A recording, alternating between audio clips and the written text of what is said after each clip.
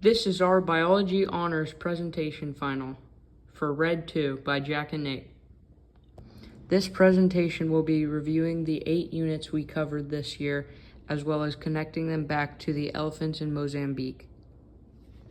In Unit 2, Chemistry of Life, we covered the 4 macromolecules, carbs, proteins, lipids, and nucleic acids, as well as the fact that water is an essential for all living organisms, which connects back to elephants because elephants also need this water to help maintain a good mineral balance, as well as the cellular respiration, which provides energy for their biological processes.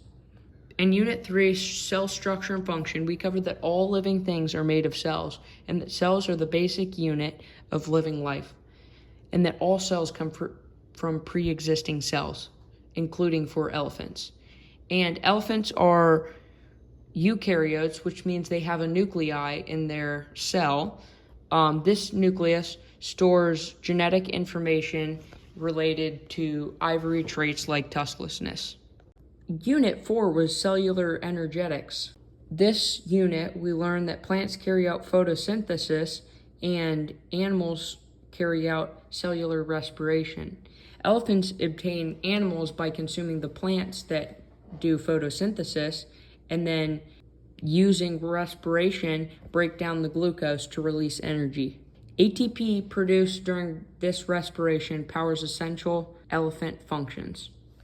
In Unit 5, we discuss cell cycle or mitosis. In mitosis, one cell divides into 2 daughter cells. Through mitosis, elephant cells replicate to form identical copies. Ivory tissues once developed from cells that divide via mitosis. Stable DNA replication assists in tracking the origin of ivory. In Unit 6, we learn about molecular biology of the cell and protein synthesis. In protein synthesis, DNA carries genetic instruction for traits to the ribosomes. The ribosomes transcribe and translate mRNA into physical features, and the product of protein synthesis is amino acids that correspond to your phenotype. Relating to our elephant unit, mutations in DNA can affect tusk growth and shape. Elephant DNA samples from dung can trace an elephant's location to where they were illegally poached and killed. Elephant genetics are evolving to be tuskless, so they aren't illegally killed and can survive and mate. On the right is protein synthesis more in depth. Unit 7, Meiosis and Heredity. Meiosis is one parent cell becoming 4 non-identical daughter cells through cellular division. 4 non-identical cells inherit parts of the parent chromosome from a process called crossing over.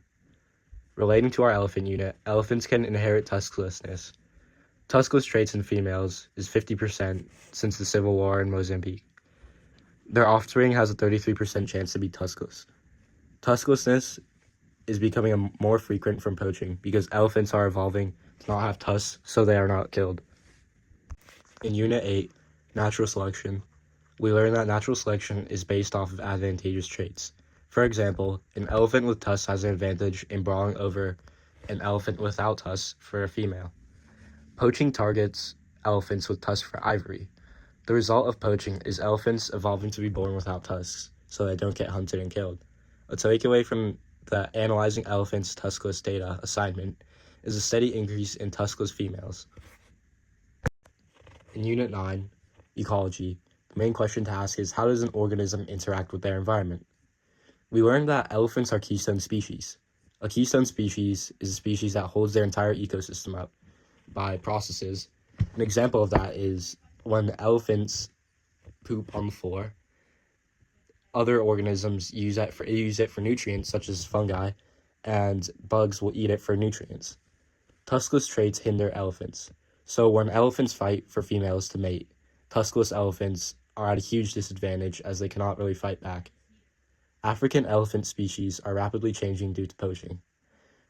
So the African elephants, especially in Mozambique, Tanzania, and Angola, are rapidly evolving to not have tusks due to poaching. Elephants naturally don't have a predator, but humans have assumed that role.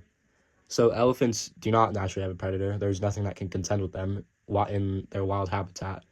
But humans, on a quest for money, have started poaching them, and they take their ivory and sell it for money. On page 26 of Laudato Si, it states, both everyday experiences and scientific research show that the gravest effects of all attacks on the environment are suffered by the poorest.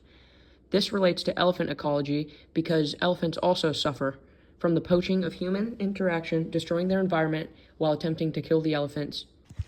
Laudato Si is a book written by Pope Francis. A quote I pulled from this book that I thought was relevant to all these units that we covered is, "The urgent challenge to protect our common home includes a concern to bring the whole human family together to seek a sustainable and integral development, for we know that things can change."